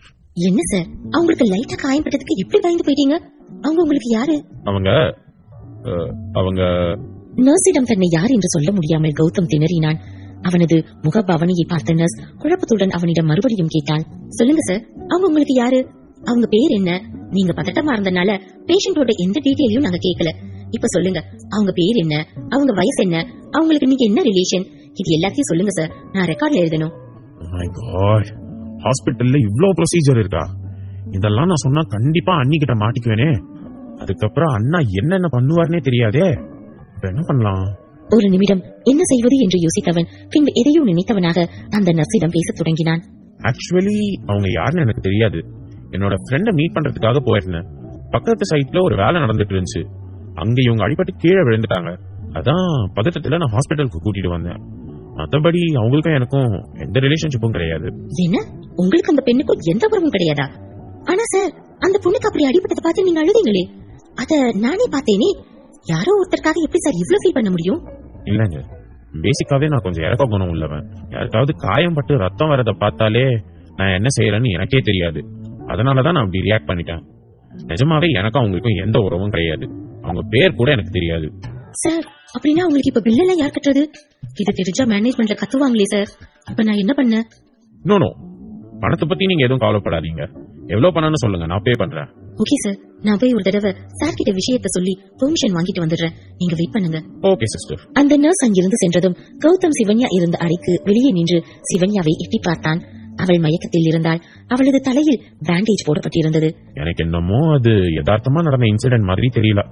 கண்டிப்பா யாரோ பிளான் பண்ணி தான் இந்த மாதிரி செஞ்சிருக்காங்க. அண்ணியோட உயிருக்கு ஆபத்து இருக்கு. எனக்கு என்னமோ அந்த கருப்பாடு மேலதான் சந்தேகமா இருக்கு. ஒருவேளை அவன் தான் அண்ணியை ஏதாவது பண்ணணும்னு நினைச்சிருந்தானா, அதுக்கப்புறம் அவனுக்கு நான் தான் யமனா இருப்பேன். கௌதம் சிவன்யாவை பார்த்துக் கொண்டிருந்த அதே நேரம் அந்த நர்ஸ் அங்கே வந்தார். நீங்க எங்க இருக்கீங்க? டாக்டர் ஓகே சொல்லிட்டாரு. இத கொடுத்து மெடிக்கல்ல அமௌண்ட் பே பண்ணிடுங்க. அப்புறம் உங்களோட டீடைல இங்க கொடுத்துட்டு போங்க. ஏதாவது ஒண்ணுனா நாங்க உங்களுக்கு கால் பண்றோம். இல்ல வேண்டாம், என்னோட டீடைல அவங்க கிட்ட சொல்ல வேண்டாம். ஜஸ்ட் அவங்க எழுந்துட்டாங்கன்னா அவங்க கிட்ட போன் வாங்கி அவங்க ஃபேமிலிக்கு மட்டும் இன்ஃபார்ம் பண்ணுங்க. ஒரு முக்கியமான வேலை இருக்கு எனக்கு, நான் கிளம்புறேன். அப்புறம் ப்ளீஸ் அவங்கள கேர்ஃபுல்லா பாத்துக்கோங்க. கௌதம் அந்த நர்ஸிடம் பேசிவிட்டு அதற்கு மேல் அங்கு நிற்காமல் அந்த இடத்தை விட்டு வெளியேறினான். இவர் உண்மையிலேயே யாரா இருக்கும்? அந்த பொண்ணுக்கும் இவருக்கும் சம்பந்தமே இல்லைன்னு சொல்றாரு. ஆனா அந்த பொண்ணு அடிக்கடி போய் பாக்குறாரு. கண்ணெல்லாம் வேற கலங்குது. இவர் செஞ்ச உதவியை அந்த பொண்ணு கிட்ட சொல்லக்கூடாதுன்னு சொல்றாரு. சரி, நமக்கு எதுக்கு வம்பு, நம்ம வேலையை நம்ம பாப்போம். சற்று நேரத்தில் சிவன்யா கண் விழிக்க ஹாஸ்பிட்டலை சுற்றி முற்றி பார்த்தாள். மேம், ஃபைனலா நீங்க கண்ணு முடிச்சிட்டீங்க. இப்போ உங்களுக்கு எப்படி இருக்கு? நான் எப்படி ஹாஸ்பிட்டலுக்கு வந்தேன்? எனக்கு என்னாச்சு? மேடம், உங்களை ஒருத்தர் ஹாஸ்பிட்டலுக்கு கூட்டிட்டு வந்தாரு. நீங்க மயக்கத்துல இருந்தீங்க. உங்களோட தலையில அடிபட்டு காயமா இருந்துச்சு. என்ன ஒருத்தர் ஹாஸ்பிட்டலுக்கு கூட்டிட்டு வந்தாரா? யார் அவரு? அவங்க யாருன்னு சொன்னாங்களா? ஒருவேளை எங்க கம்பெனியோட மேனேஜரா? இல்ல மேடம், அவருக்கு உங்களை யாருன்னே தெரியாதான். அவர் உங்களை பார்க்கும்போது நீங்க அடிபட்டு கிடந்தீங்களா, அதனால உங்களை ஹாஸ்பிட்டலுக்கு கூட்டிட்டு வந்தாரா. ஹாஸ்பிட்டல் பில்ல கூட அவர் தான் பே பண்ணாரு. என்ன யாருன்னு தெரியாதுன்னு சொன்னாங்களா? நான் என்னோட சைட்ல தானே இருந்தேன். அங்க எல்லாருக்குமே என்ன தெரியுமே. அப்ப என்ன வேற யார் வந்து சேர்த்திருப்பா? சிஸ்டர், அவர் யாருன்னு கேட்கலையா? அட்லீஸ்ட் அவரோட டீடைல் ஏதாவது வாங்கினீங்களா? இல்ல மேம், அவர் எந்த ஒரு டீடைலும் தெரிய வேணாம், ஜஸ்ட் ஹெல்ப் பண்ணணும்னு தோணுச்சு பண்ணேன்னு சொல்லிட்டு போயிட்டாரு. ஆனா அவரு ரொம்ப நல்லவரு. உங்க தலையில பிளட்ட பார்த்த உடனேயே பதறி போயிட்டாரு. அவளையே கண்ணு கூட கலங்கிடுச்சு. நான் கூட அவர் அப்படி அழுகிறத பார்க்கவும் உங்களோட ரிலேட்டிவ்னு நினைச்சேன். ஆனா அவரு எனக்கு அவங்கள யாருன்னே தெரியாதுன்னு சொன்னாரு. இந்த காலத்துல இப்படி கூட ஆளுங்க இருக்காங்க பாருங்களே. என்ன எனக்காக அழுதாங்களா? அது யாரா இருக்கும்?